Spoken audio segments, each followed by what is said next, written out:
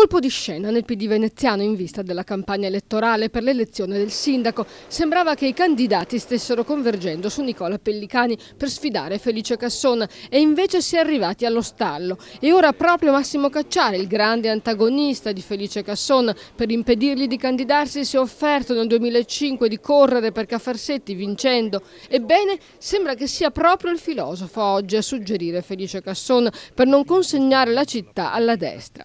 Il PD sta camminando sulle macerie lasciate dallo tsunami dello scandalo Mose e se le primarie, secondo Cacciari, saranno affollate e Casson le vincerà, c'è il rischio che l'ex magistrato al suo approdo alle urne venga drasticamente ridimensionato.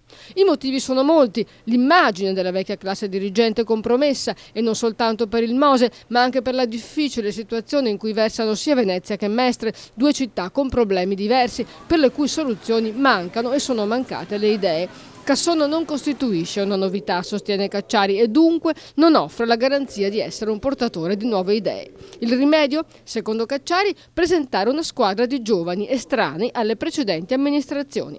Se la credibilità del PD si è incrinata a quella del centrodestra, sicuramente non vive momenti felici. L'inchiesta sul Mose non ha risparmiato nemmeno il PDL e dunque sono in molti a prevedere un esito finale sul filo di pochi voti, a meno che emerga un terzo fronte, quello dei comitati.